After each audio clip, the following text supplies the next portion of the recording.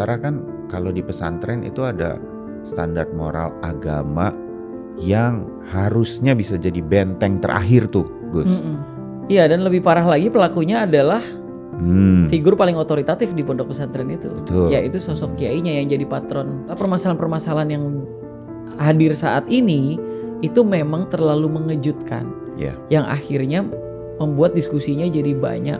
Muncul pesantren-pesantren baru yang memang secara sistem sosial itu tidak terbangun dengan baik. Hampir semua pondok pesantren itu masih melarang santrinya untuk membawa smartphone di dalam pondok pesantren. Yeah.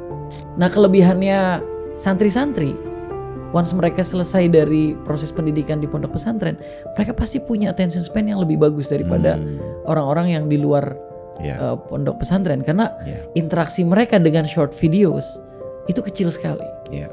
Mereka terbiasa mendengarkan gurunya mengajar selama beberapa jam.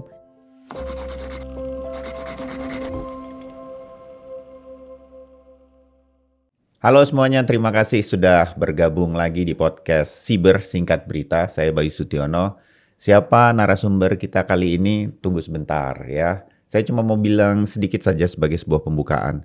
Udah lama topik ini saya mau angkat berkaitan dengan beberapa kasus di pondok-pondok pesantren yang terjadi kasus-kasus yang kurang menyenangkan.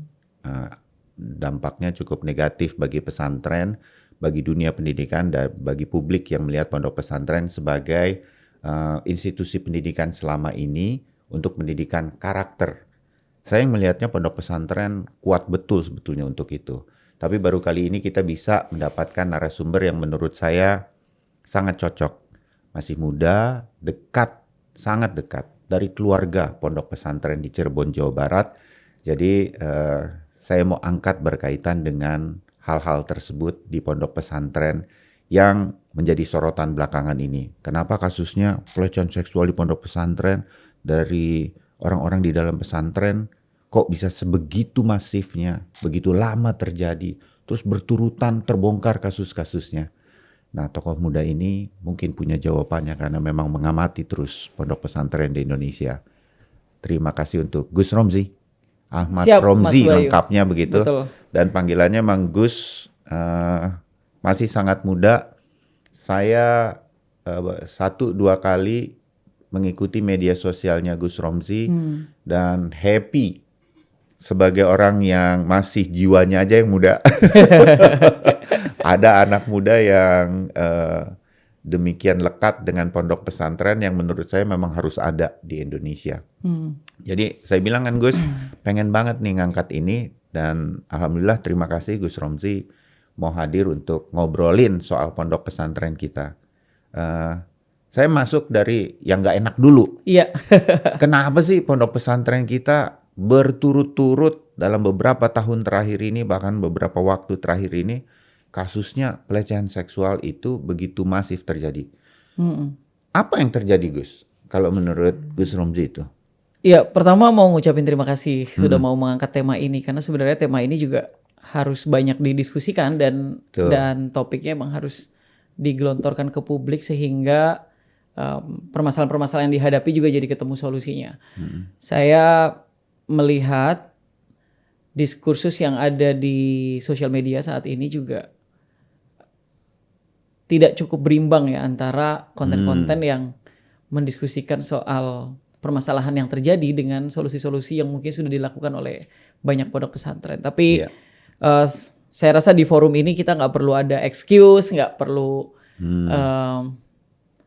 bikin komentar normatif yang apologetik lah soal isu ini. Saya harap begitu supaya kita tahu sebenarnya ada apa. Mari menerima dengan akal sehat semuanya bahwa kasusnya memang ada dan terjadi, dan datanya juga cukup menyebalkan ya untuk kita yang mengelola pondok pesantren.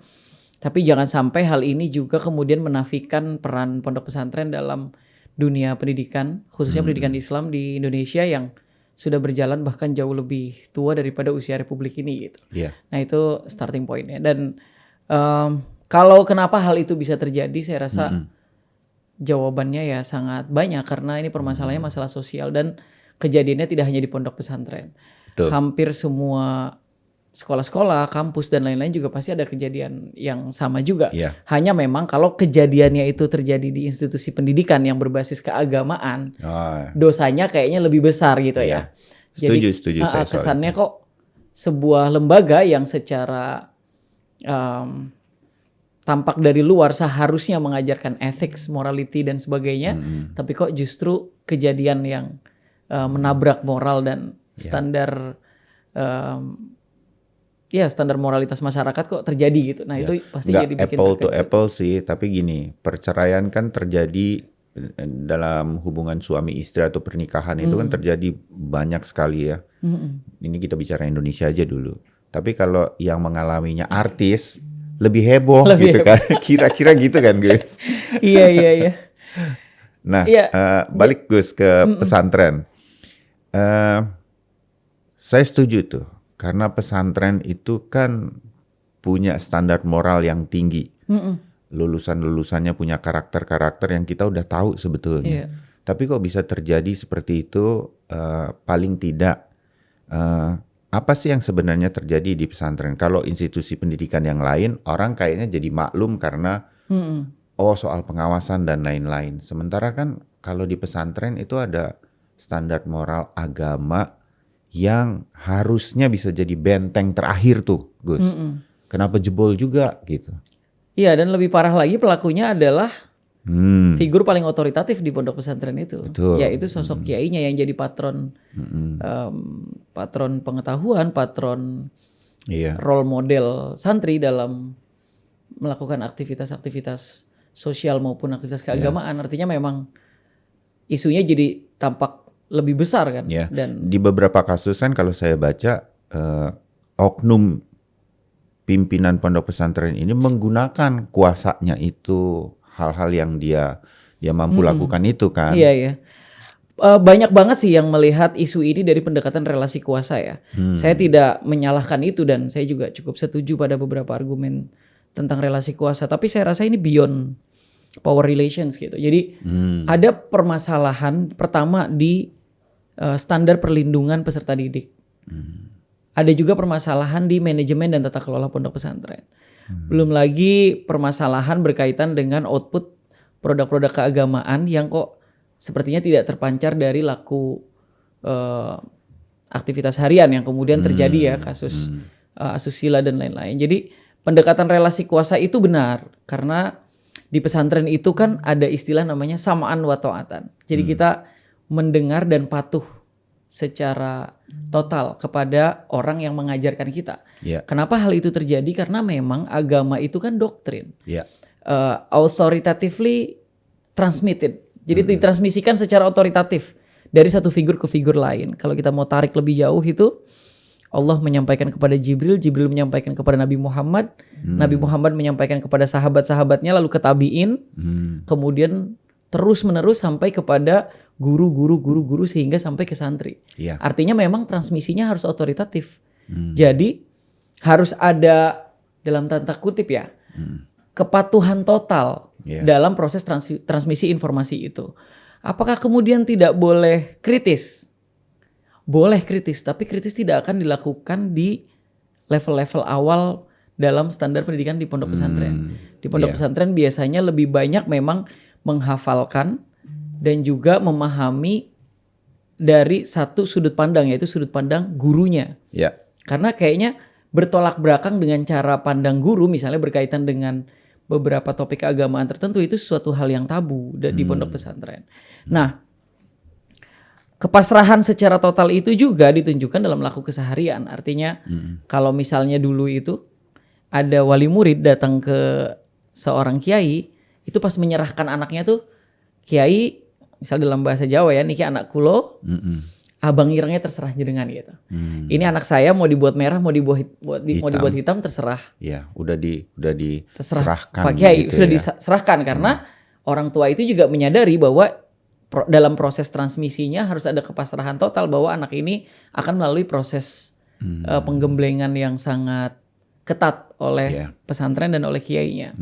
Meskipun semakin kesini agak bergeser ya. Misalnya wali murid datang sudah menanyakan visi misi dan sebagainya, which is good in terms of pesantren sebagai sebuah lembaga pendidikan, maka pertanyaan soal visi misi mau dibawa kemana anak kita dan sebagainya juga pertanyaan harus diajukan.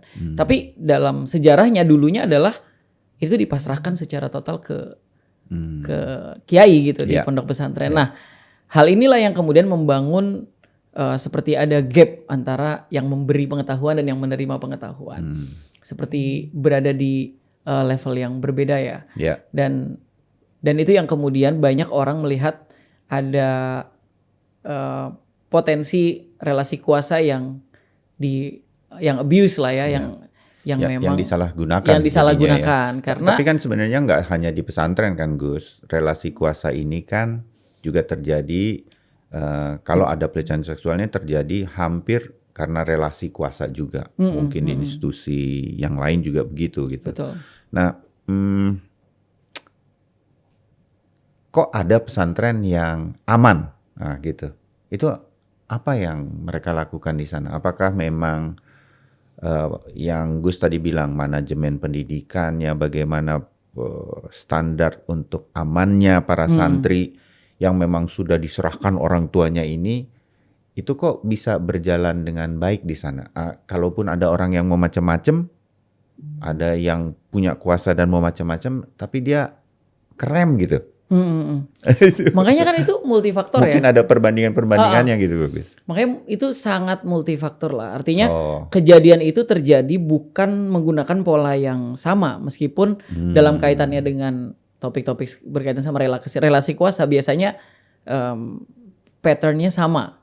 Misalnya yang kejadian di perusahaan, seorang bos yang melakukan tindakan asusila kepada karyawannya itu juga sama kan, menggunakan Betul. penyalahgunaan atau penyelewengan kekuasaan yang dimiliki. Itu juga terjadi di hampir semua institusi yang memang ada hierarki di sana kan. Dan itu khas banget terjadi patternnya. Nah, kenapa ada pesantren yang hal itu bisa tidak terjadi? Karena memang standar seharusnya kan seperti itu. Artinya yang ideal adalah kejadiannya tidak terjadi. Nah, kalau sampai bisa terjadi, makanya tadi saya bilang kalau pendekatannya hanya relasi kuasa, kita hanya melakukan mitigasi permasalahan ini dari satu potensi pelaku nih, yaitu figur paling tinggi di pondok pesantren itu, yaitu kiai. Padahal kan kejadian itu juga bisa terjadi misalnya gurunya atau teman sekelasnya atau ya orang-orang yang sebayanya dengan mereka gitu ya. Hal itu juga bisa terjadi. Makanya saya berpikirnya kayak kita harus move on juga mendiskusikan berkaitan dengan memastikan ada ruang aman untuk santri pada saat proses belajar. Lanjut dulu. Ya, kemudian memastikan bahwa perlindungan dan kepastian keamanan santri itu menjadi prioritas. Manajemen fasilitas juga harus lebih optimal. Misalnya pembagian antara asrama untuk putri dan asrama untuk putra, idealnya kan juga harus dibagi dengan baik gitu ya. Nah, kalau boleh cerita, memang pesantren itu kan produk dialektika budaya ya, berjalan tumbuh bersama dengan interaksi sosial masyarakat. Jadi biasanya dibentuknya tuh begini. Ada seorang yang pintar agama di tengah-tengah masyarakat, kemudian anaknya mulai dititipkan di situ untuk belajar. Ini di hampir semua kultur ya. Kemudian lama-lama dijadikan institusi berubah. Nah, pasti tahapannya itu tidak kemudian langsung membangun asrama putra, membangun asrama putri. Biasanya kan belajarnya itu di rumah pimpinan pesantrennya gitu. Di rumah di rumah guru ngajinya. Jadi kemudian tinggal di rumah guru ngajinya dan sebagainya. Artinya memang sebagai sebuah institusi yang profesional, kita tidak bisa menuntut semua pesantren harus professionally well managed gitu ya, berkaitan sama pembagian asrama dan sebagainya. Karena rata-rata tumbuh dari nol. Jadi misalnya kiainya tidur di lantai bawah, lantai atasnya buat santri semua. Itu banyak sekali. Kalau saya boleh cerita misalnya di tempat ibu saya aja misalnya ya, di tempat ibu saya lahir itu namanya pesantren Buntet. Itu ada lebih dari 70 pondok pesantren di sana. Ribuan santri. Nah, beberapa dan nggak semua sudah pada level yang asramanya udah Enggak. bagus dan lain-lain Enggak. begitu. Bahkan yang masih menginap di masih banyak banget guru yang ngaji masih pun menginap banyak. masih menginap di rumah kiai-kiainya. Nah, Iya. tentu saja kita tidak pernah berharap hal itu bisa terjadi ya. Iya. Saya juga tidak pernah menemukan permasalahan itu di depan mata saya misalnya. Iya. Selama sejarah berdirinya pondok pesantren ibu saya itu udah 3 abad usianya. Di Pondok Cirebon pesantren nih ya. di Cirebon, pondok pesantren bapak saya sudah 1,5 abad. 3 abad, Gus. 3 abad.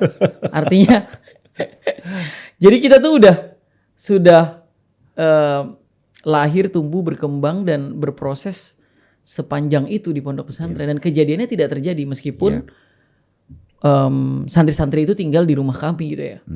Orang tua saya juga pernah melakukan proses yang sama. Saya, orang tua saya, ibu saya itu, bapak dan semua anggota keluarga itu tinggal di lantai bawah dan lantai atas dipakai untuk santri pernah juga. Tapi kan kejadiannya tidak terjadi.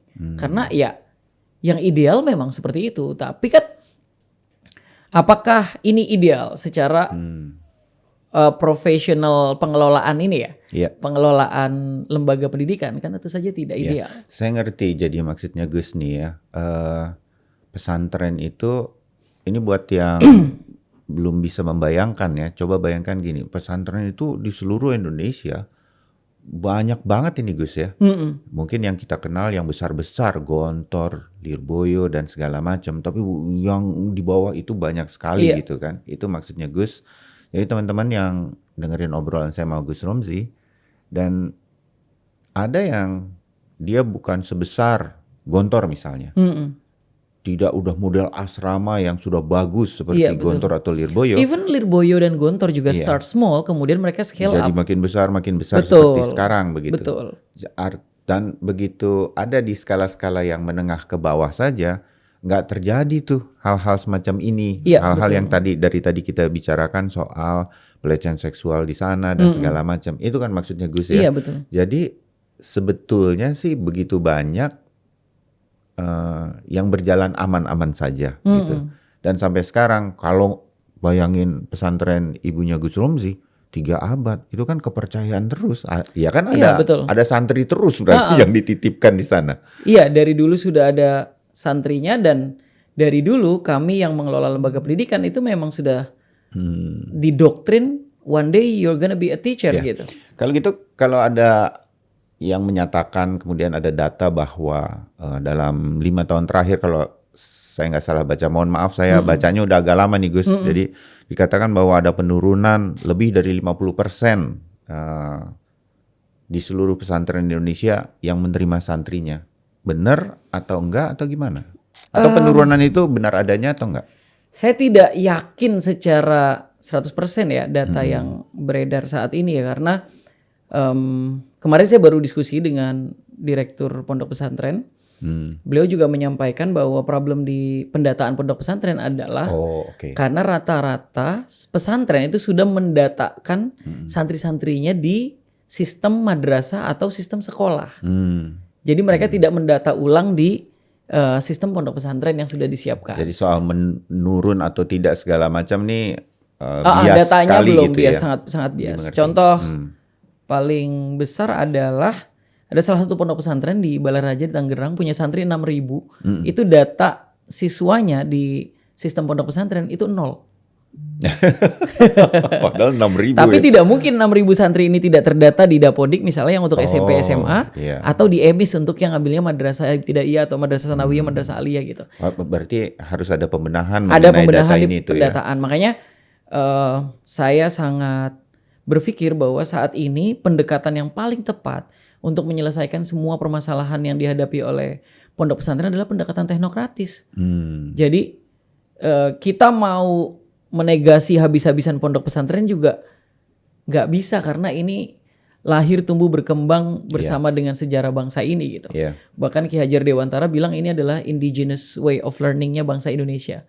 Karena pondok pesantren itu kan berawal dari mungkin era sebelum Islam, sebelum kemerdekaan. Dulu juga sudah ada tradisi Hindu Buddha yang tumbuh bersama, belajar bersama dengan gurunya gitu ya. Kemudian pasca Islam datang juga keraton-keraton itu menjadi sebuah sistem pendidikan keagamaan tertentu. Di hampir semua kultur di Indonesia itu juga masing-masing punya semangat yang sama. Misalnya orang Minang pergi ke surau, orang Pantura pergi ke Tajuk gitu ya.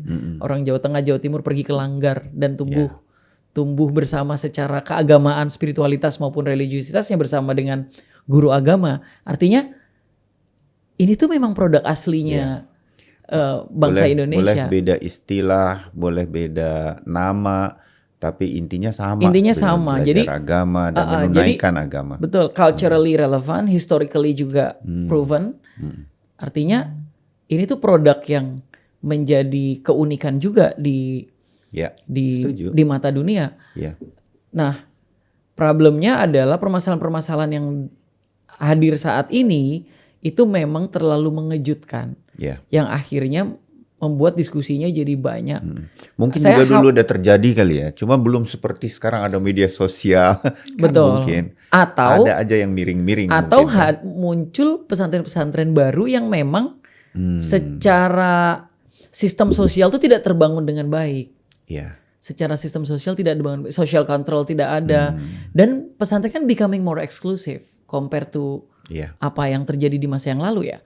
Sekarang kan orang buat pesantren langsung ada pagarnya, langsung ada gerbang tinggi. Ini juga jadi masalah. Ini jadi masalah. Sementara pesantren itu dulunya itu kan berjalan paralel dengan aktivitas publik kan. Makanya misalnya hampir di semua pondok pesantren yang tua-tua itu pesantren adalah social hub. Dia ada pelayanan kesehatan, ada pelayanan pendidikan, ada pelayanan ekonomi. Kiai itu didatangi oleh petani untuk bertanya, sebaiknya saya menanam cabai atau bawang gitu. Makanya kalau dulu kiai itu harus yang secara pengetahuan kemasyarakatan itu jadi kayak melampaui masyarakat pada umumnya gitu pada masanya. Artinya pesantren-pesantren yang baru muncul ini kebanyakan memang berdiri langsung secara eksklusif. Dia memiliki sistem sendiri, tercerabut dari akar sosialnya. Akhirnya social control juga nggak ada. Itu dia ya, kontrol inilah yang kemudian juga jadi memunculkan sisi negatif dari pondok pesantren secara keseluruhan, padahal nggak semuanya begitu. Makanya gitu kan. Kalau mau pakai pendekatan teknokratis, kontrolnya itu datangnya dari negara. Dan yang bisa dievaluasi, yang bisa dicek adalah tadi profesionalisme dalam melakukan manajemen dan perlindungan terhadap peserta didiknya gitu. Memungkinkan Gus Romzi pesantren kemudian dilakukan pendekatan teknokrat dari negara, nggak gerah pondok pesantren yang selama ini tuh bergeraknya kan sebenarnya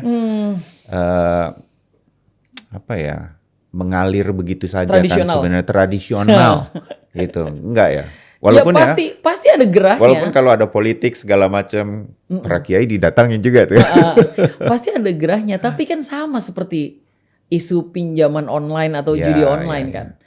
Akhirnya financial inclusion di mana akses terhadap keuangan yang jauh lebih aman dan sebagainya untuk publik itu kan akhirnya pendekatan teknokratis juga.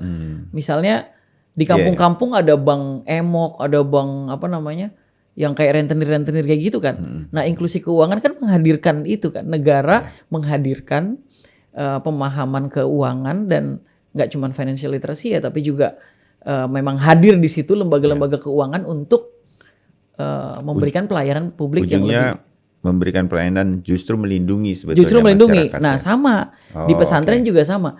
Negara hadir bukan untuk intervensi value karena memang secara value tidak ada masalah sama sekali. Ini pesantrennya emang isinya pengetahuan yang luar biasa melimpah gitu ya. Tapi kehadiran negara itu hanya untuk memastikan setiap individu di dalamnya itu terlindungi. Jadi secara sistem lebih bisa dipastikan bahwa orang yang datang itu akan ada di ruang aman yang bisa menikmati proses pendidikan dengan baik. Ini udah terjadi belum, Gus? Kan Gus dekat juga dengan pemerintahan dan dekat dengan pondok pesantren. Pendekatan-pendekatan yang arahnya, niatnya adalah baik untuk pesantren ke depan, melindungi santri di sana. Udah berjalankah? Sudah berjalan. Upayanya nih dari pemerintah. Sudah berjalan beberapa, tapi kan belum optimal ya, belum semua pondok pesantren. Persis gini, belum semua pondok pesantren mendata. Ini kan berarti pemerintah kecolongan nih. Iya. Bahkan negara yang harusnya mengawasi tidak tahu berapa orang yang harus diawasi. Iya. Ini kritik besar nih untuk pengelolaan data di Kementerian Agama. Mereka juga nggak bisa serta-merta menyalahkan pondok pesantren yang kemudian pendataannya tidak rapi dan sebagainya, karena selama tidak ada kepentingan untuk pesantren melakukan pendataan itu, mereka juga malas kan melakukan pendataan itu untuk apa kan. Jadi jemput bolanya harus tetap dilakukan oleh Harus tetap pemerintah, dilakukan. pendekatan harus tetap dilakukan. Betul. Pondok pesantren juga mudah-mudahan pelan tapi pasti mengerti pemerintah perlu melakukan pendekatan ini gitu. Iya, ya. jadi kehadirannya tuh jangan sampai dianggap sebagai upaya intervensi pemerintah terhadap apa yang dilakukan di pondok pesantren dalam bentuk doktrinasi keagamaan ataupun installing instilling values di kepala anak-anak gitu. Tapi pemahaman pondok pesantren pada saat menerima kehadiran negara adalah negara wajib melindungi setiap individu yang yang beraktivitas di dalamnya gitu ya. Ini bisa jalan nih dua kepentingan ini, baik dari sisi saya rasa itu udah bukan pilihan lagi, udah bukan kayak pondok pesantrennya bersedia nggak sih? Ya mereka harus taken for granted lah. Harus Mereka nggak boleh lagi kemudian menolak segala paling tidak upaya negara untuk melakukan perbaikan. Paling tidak kita berharap dari pondok-pondok pesantren yang besar menjadi contoh gitu ya bagi pondok pesantren lain begitu, sehingga mereka nggak lagi inklusif dan kami nggak boleh lagi diganggu. Ini sebetulnya baik juga kok untuk pondok pesantrennya kan gitu ya. Iya, dan kalau ngelihat sekarang kan juga produk-produk dari santri-santri di pondok pesantren kan udah lebih beragam kan daripada dulu. Artinya pondok pesantren memang secara bentuk itu sudah bertransformasi masing-masing dengan tujuannya masing-masing ya. Misalnya ada beberapa pondok pesantren yang memang pure tafakuh fiddin lah, mendalami agama sedalam-dalamnya sampai ke details. Ada beberapa pesantren yang pemahaman keagamaan dijadikan sebagai fondasi awal, tapi skill dan pengetahuan lain yang berkaitan sama science, STEM dan lain-lain itu sudah mulai banyak juga pondok pesantren yang melakukan hal itu. Pesantren nanti nggak cuma jadi ahli agama, bisa jadi macam-macam nih. Iya, pondok pesantrennya maka sering ditanya visi misinya kan oleh para orang tua untuk dititipkan di sana gitu. Iya, tapi menarik. Pemahaman keagamaan yang mereka dapat di pondok pesantren itu bare minimum. Iya. Bare minimumnya adalah bisa ngaji. Iya. Akhlaknya bagus, karena salah satu kajian yang paling banyak adalah kajian soal akhlak dan akidah gitu ya. Kita ada pelajaran namanya akidah akhlak, kemudian ada pelajaran-pelajaran yang memang ditujukan untuk mensucikan dan memperbaiki perilaku, memperbaiki diri dan seterusnya. Jadi seharusnya setiap lulusan pondok pesantren itu pertama pengetahuan agamanya bagus, yang kedua integritasnya pasti bagus karena dia punya value keagamaan. Selain pakai universal value yang misalnya nggak boleh korup, nggak boleh menindas orang lain, harus jujur dan sebagainya. Itu kan elemen-elemen dasar membangun integritas ya. Betul. Dan itu diajarkan di pondok pesantren dengan value keagamaan. Secara doktrin harusnya lebih kuat daripada value-value universal. Artinya lulusan pondok pesantren idealnya itu kayak tadi ya. Agamanya bagus, tapi mereka punya integritas dan komitmen. Selain mandiri. Adaptability loh Mas. Iya. Karena udah dilepas sejak muda. Dilepas sejak muda dan dipaksa bisa satu jadi kamar. awalnya nangis-nangis dulu. Itu pasti kayaknya. Dipaksa satu kamar dengan orang-orang dengan latar belakang yang beda-beda. Setuju. Iya. Itu pendidikan karakter yang memang jadi ciri khas kan dari pondok pesantren kan. Iya. Rasanya mereka mau berbuat hal-hal yang aneh-aneh, curang dan lain-lain dalam menuntut ilmu pun.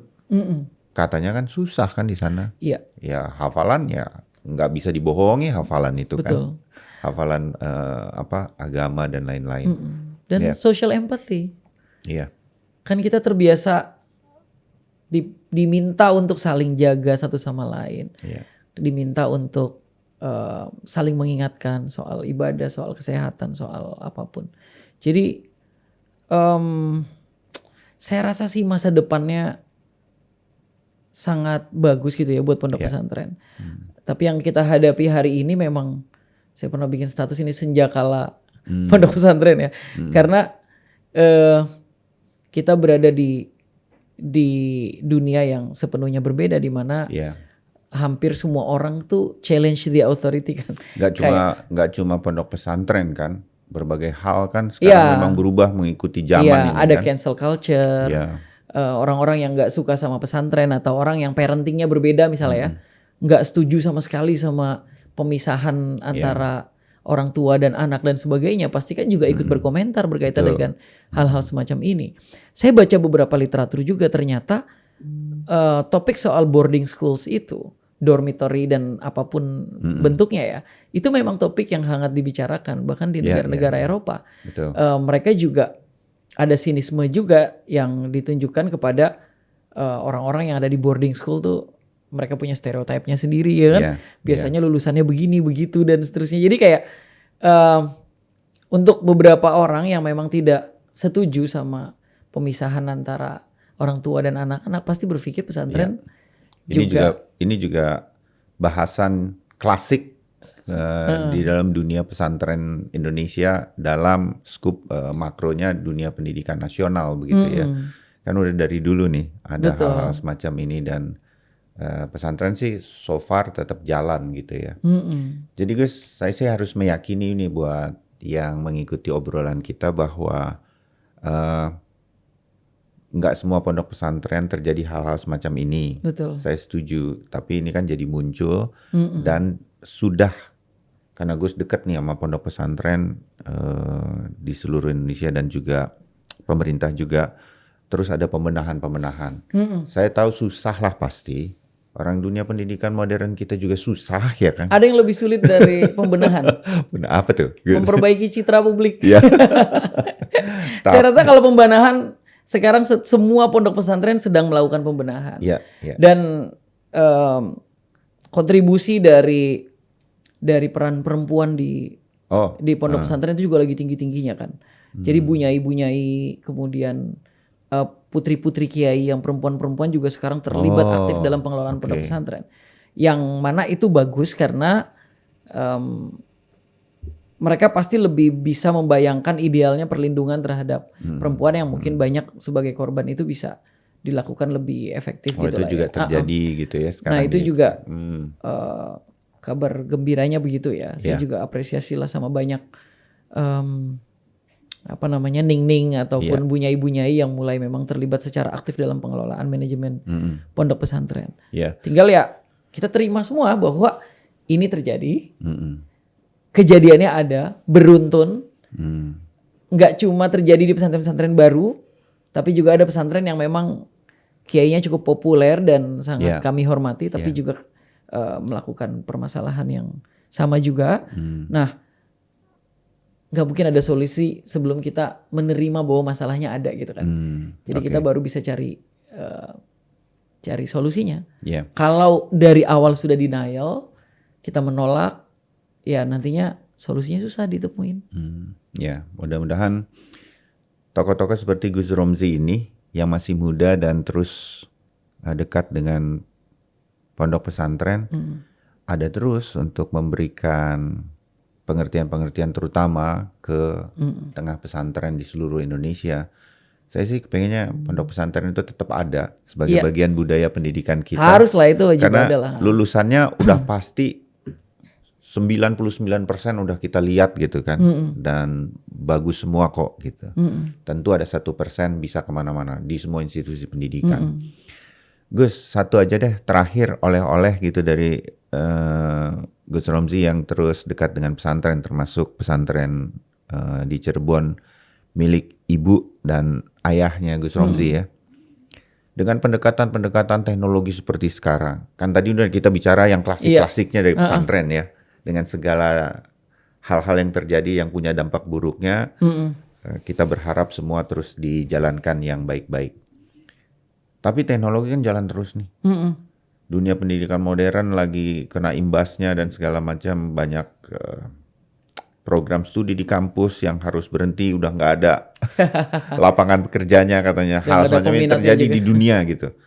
Pondok pesantren berkaca dari milik ibu dan ayahnya Gus Romzi, bagaimana menghadapi ini semua? Bagaimana menghadapi AI dalam dunia pendidikan? Bergeraknya ke arah mana sekarang pesantren ini, Gus Romzi? Iya, kita juga melakukan transformasi besar-besaran ya berkaitan sama pendidikan. Tapi memang ada Jadi satu ini hal terasa gitu kan sebenarnya. terasa. Tapi ada satu hal yang ini umum terjadi di pondok pesantren. Kita itu tadi ya, kita kan sedang melakukan indoktrinasi yang cukup konsisten, cukup padat gitu ya kepada santri-santri, dan tugas guru, kiai adalah melakukan kurasi terhadap pengetahuan yang masuk di kepala santri. Makanya Nggak cuma agama tok nih kan sekarang. makanya hampir semua pondok pesantren itu masih melarang santrinya untuk membawa smartphone di dalam pondok pesantren. Iya. Nah ini tantangan nih, challenge nih. Oke. Di tengah orang-orang di luar semuanya lagi into teknologi, kita Ngerti. memproteksi mereka dari teknologi karena kebutuhan kita Iya. adalah melakukan kurasi pengetahuan. Iya. Sekali lagi kita kan sedang melakukan transmisi informasi yang sifatnya otoritatif ya. Iya. Tidak begitu saja mereka boleh isi pengetahuan sebanyak-banyaknya kemudian mereka punya klaim memiliki pengetahuan tertentu gitu. Tapi kita Dan pondok pesantren kan juga punya tugas utama. Kalau orang masuk pondok pesantren, kita berharap anak kita kan pengetahuan agamanya, iya betul. mengajinya bagus, hafalannya bagus. Itu kan terganggu dengan gadget Iya, kan. betul. Jadi sisi Makanya- itu kita mengerti lah gitu ya. Makanya itu kita proteksi. Ya, plus Jadi proteksi dengan adanya gadget, semua hal kan masuk kan ke anak-anak kita. betul. Oke. tidak ada yang melakukan kurasi. Di satu sisi itu bagus banget ya. Iya. Artinya anak-anak ini terhindar dari informasi-informasi yang nggak perlu. Artinya mereka masih bisa mengatakan bahwa mereka punya kontrol atas pengetahuan yang masuk di kepala mereka. Bisa jadi di copy paste nih kalau memang kemudian Iya berhasil, betul. ya nggak? Tapi pada sisi lain ada problemnya adalah perkembangan teknologi yang berjalan begitu cepat. Once mereka lulus, mereka bisa catch up gak dengan tadi perkembangan AI dan sebagainya. Karena mereka punya libur 1 atau 2 bulan per tahun kan. Hanya itu aja momen mereka berinteraksi dengan teknologi secara penuh. Nah ini tantangan besar nih buat pondok pesantren nih. Atau pondok pesantren masuk juga ke era teknologi dalam batas tertentu, dalam batas pendidikan, sehingga lulusannya juga siap. Iya, ini mungkin masing-masing itu juga pesantren sedang mencari polanya. Karena setiap kali kita mencoba membuka ruang itu, memang tantangan terbesarnya adalah transmisi pengetahuan Kebablasan. keagamaannya pasti terganggu. terganggu. Ada distorsi dalam Iya.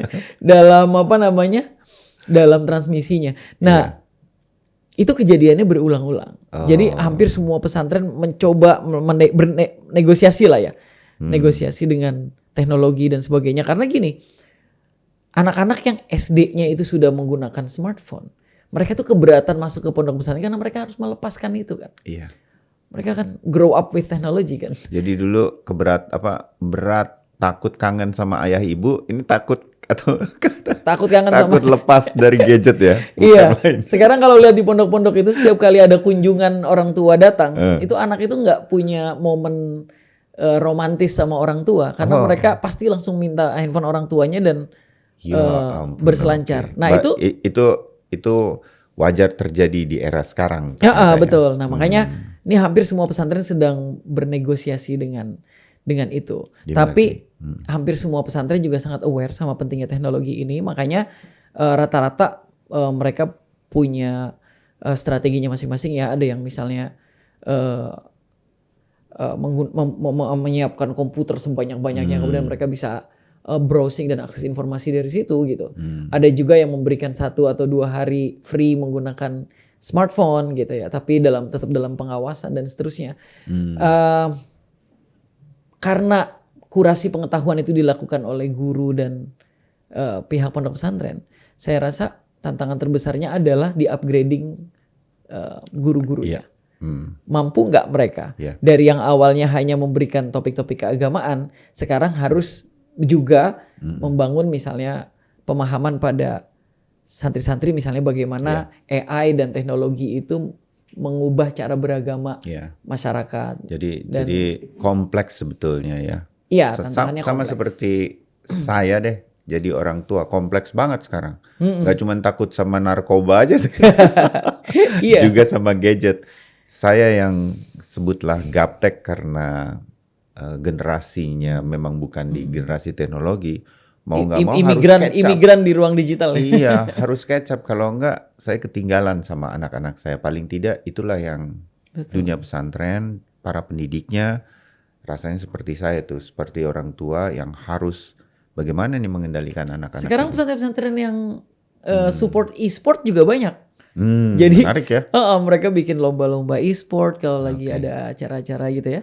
Artinya kita sadar betul. Nggak boleh juga kita nggak bisa ditahan memang kita nggak boleh menahan nafas zaman ini kan. Nggak boleh kita kontrol terlalu berlebihan, tapi pada saat yang sama kita bisa survive itu karena kita punya value yang kita proteksi, yang kita preserve. Gus, menarik juga ini kalau bersama tim gitu ya, nggak bisa sendirian mungkin Gus Romsi, tapi Gus Romsi yang kemudian nanti memaparkan bagaimana pesantren yang punya kepentingan untuk tidak terdistraksi santri-santrinya untuk belajar agama, tapi harus juga membiarkan generasi santri di generasi teknologi ini juga tetap mengenal teknologi. Mungkin jadi buku sendiri tuh, dan kemudian bisa di-sharing gitu, mana pesantren yang punya pendekatan yang cukup berhasil, bahkan gagal sekalipun jadi pelajaran bagi kita semua. Betul. Dan kemudian saling belajar di antara pesantren dan di-sharing ke dunia pendidikan modern di Indonesia. Saya harap begitu. Benar kan Gus? Karena waduh, distraksi itu membuat pesantren, kok anak saya keluar dari pondok pesantren tapi ngajinya belum sebegitunya gitu kan. Iya, apalagi di pesantren itu ada tradisi ini ya. Al-fahmu ba'dal hifdzi. Yang namanya orang paham itu setelah hafal. Artinya hafalan itu jadi bare minimum dulu gitu. Iya. Menghafalkan Al-Quran, menghafalkan hadis, menghafalkan beberapa kitab-kitab yang berkaitan dengan fikih, tafsir, dan lain-lain. Artinya ada proses menghafal dulu. Menghafal itu kan attention span-nya harus tinggi. Orang-orang yang terkoneksi dengan smartphone dan terbiasa dengan short videos, itu kan attention span-nya rendah banget kan. Iya. Katanya less than 8 minutes katanya sekarang. Di ruang kelas. Pasti susah menghafal itu. Pasti susah menghafal dan pasti susah fokus. Iya. Nah, kelebihannya santri-santri, once mereka selesai dari proses pendidikan di pondok pesantren, mereka pasti punya attention span yang lebih bagus daripada orang-orang yang di luar pondok pesantren. Karena interaksi mereka dengan short videos itu kecil sekali. Mereka terbiasa mendengarkan gurunya mengajar selama beberapa jam. Sesuatu yang langka sekarang. Betul.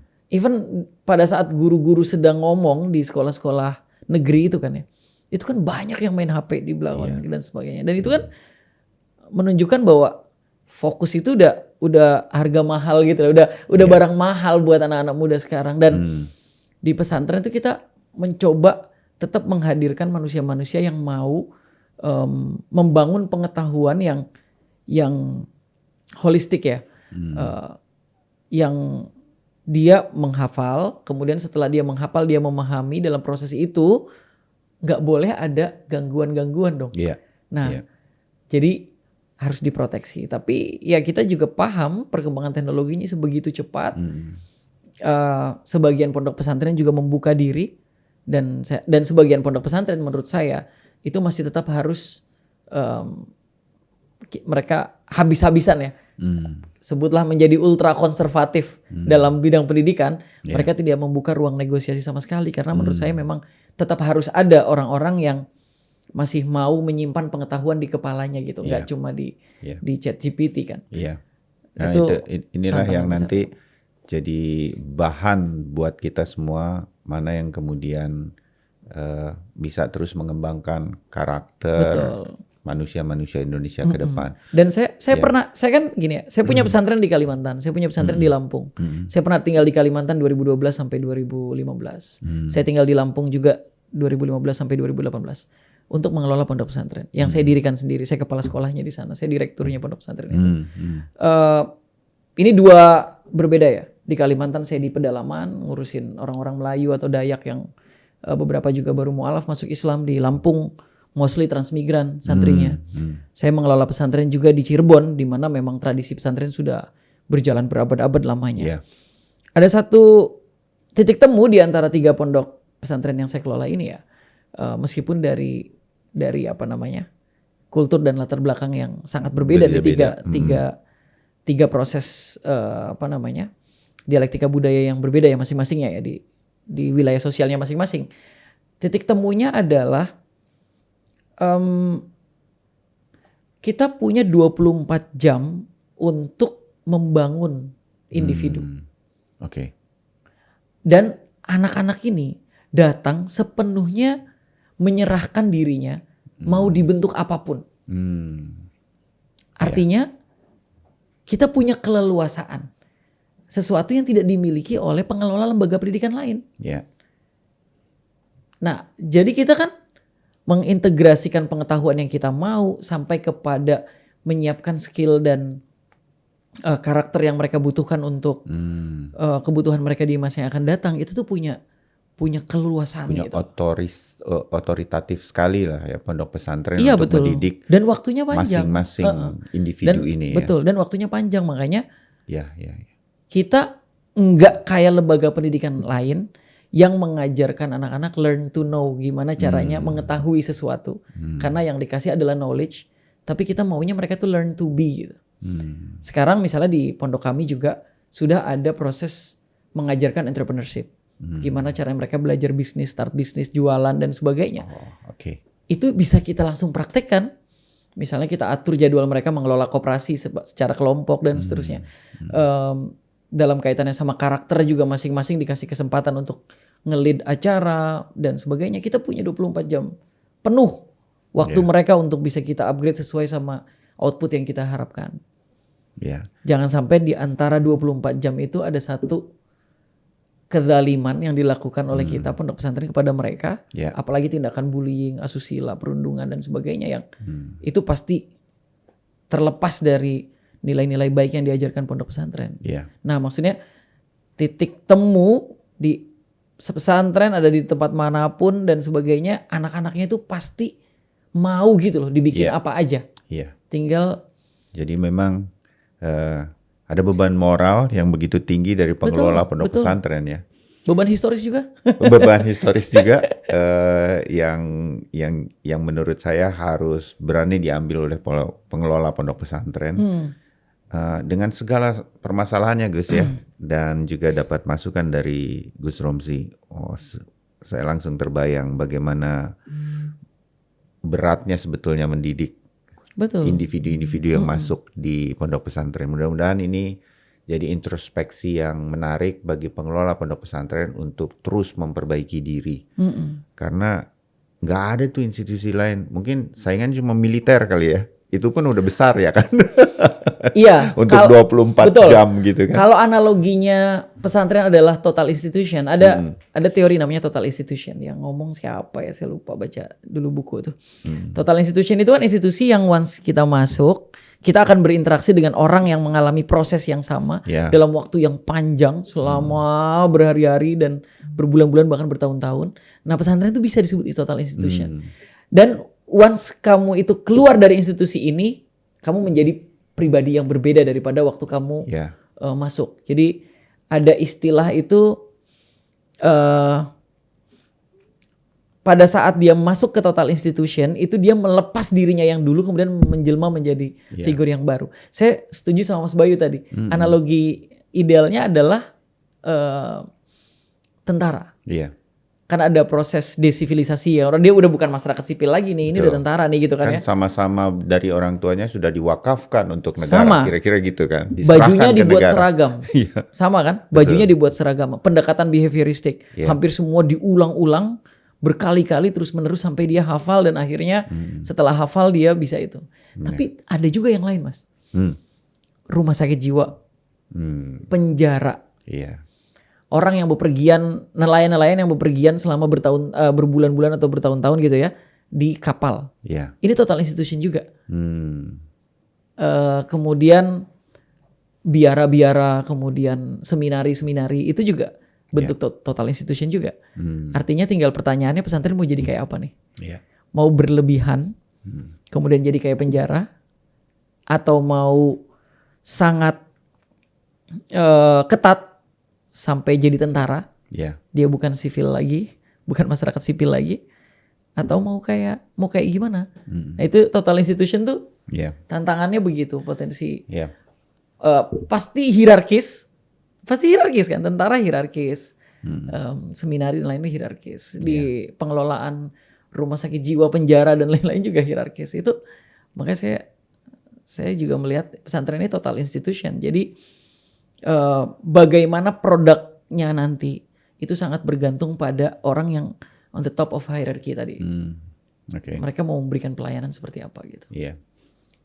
Terima kasih Gus Romzi. Sama-sama Mas Bayu. Saya terima kasih banyak loh. Banyak wawasan ini. Saya berkaitan dengan pesantren di Indonesia. Rasanya saya kepingin ini tetap ada, makin membenahi diri, dan ada semacam, kalau boleh berharap sama Gus Romzi ya, minimal dari pesantren yang dikelola sama Gus Romzi sendiri maupun bersama orang tua gitu, pesantren keluarga, bisa menerapkan hal-hal tadi itu. Kita membentuk manusia-manusia Indonesia yang ke depan. Mudah-mudahan nanti tercopy paste semua yang baik-baiknya ke seluruh pesantren di Indonesia. Saya takut ada bias nih Mas Bayu karena kepercayaan masyarakat, orang tua termasuk orang-orang di dekat saya terhadap pesantren masih besar kok gitu. Iya kan? Ekspektasi masih besar. Walaupun mereka orang tua yang ada di Jakarta nih. Tapi saya mau pondokin aja anak saya gitu. POV saya tadi itu kan, itu lebih banyak sebagai pengelola kan. Pemberi pelayanan jasa gitu ya. Saya lahir tumbuh berkembang di pondok pesantren. Saya rasa memang Mas Bayu harus bikin satu podcast lagi. Tapi yang diundang adalah alumni, tapi dia bukan pengelola pesantren. Kalau ini kan sudut pandang saya, ada potensi bias kan. Misalnya topik-topik yang saya angkat bisa jadi yaitu perspektif penyedia jasa. Jangan-jangan saya ngomong ini cuma kebutuhan marketing aja. Saya rasa harus ada forum lagi, panggil 2 atau 3 Jadi episode alumni, sambungan dari Gus Romzi ini ada satu lagi ya. Alumni pondok pesantren.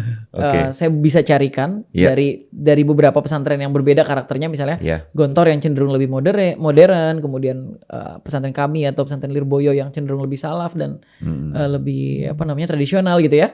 Itu mungkin bisa jadi datang. Kemudian mereka secara terbuka, makanya kita cari yang memang orangnya cukup kritis dan mau mendiskusikan itu. Betul, paling tidak sharing experience mereka lah selama mengenyam pendidikan di sana. Dan seperti apa, pasti mereka punya banyak masukan kan bagi dunia pesantren Indonesia. Terima kasih nih masukan kontennya. Sama-sama. Sesama host soalnya kan untuk podcast. Sesama host. Kita ketemu lagi Gus. Terima kasih Mas Bayu undangan. Untuk membahas dunia pendidikan Indonesia dari sisi pesantren kalau sama Gus Romzi dan hal-hal lain nanti. Terima kasih untuk hadir di kesempatan kali ini. Insya Allah saya sambung dengan narasumber yang lain untuk supaya semua yang kalau boleh menutup Mas Bayu lebih dapat mengenai pesantren Indonesia itu seperti apa. Jangan cuman yang buruk-buruknya hanya karena muncul di media gitu loh. Kalau boleh menutup on the behalf of inilah ya, orang-orang yang mengelola pondok pesantren dan kiai-kiai dan juga mungkin gus-gus yang sedang mengelola pondok pesantren hari ini, mengucapkan permohonan maaf sebesar-besarnya atas kegaduhan situasi yang terjadi yang mungkin membangun citra yang sangat tidak baik di pondok pesantren. Tapi percayalah, kami sedang berusaha untuk memberikan pelayanan terbaik dan kami juga tidak mau legacy yang sudah diwariskan oleh orang tua kami dari berabad-abad lamanya kemudian hancur di generasi kami pada saat idealnya kita hari ini harusnya sudah bisa memetik perjuangan dari orang tua yang dulu gitu. Tapi percayalah, perjuangannya tetap kita lakukan, masih dalam proses dan segala upaya transformasi baik tadi sesuai soal teknologi dan lain-lain juga terus diupayakan. Mudah-mudahan kami yang muda-muda lah bisa melakukan transformasi dengan baik tanpa meninggalkan sama sekali value yang sudah diwariskan oleh para founding father pesantren. Ya. Terima kasih Mas Bayu sekali lagi. Sama-sama. Amin untuk segala niat baiknya dari semua teman-teman yang mengelola pondok pesantren. Harus ada terus pesantren Indonesia. Ya, kita berharap yang terbaik justru dari pesantren Indonesia seperti selama ini sebenarnya sudah terjadi. Ya. Makasih Gus Romzi. Sama-sama. Ya, Mas kita Bayu, teman-teman. pamit dulu untuk kesempatan kali ini. Terima kasih untuk Anda yang sudah like, share, dan mungkin sudah subscribe. Kita jumpa lagi di topik yang lain. Sampai jumpa.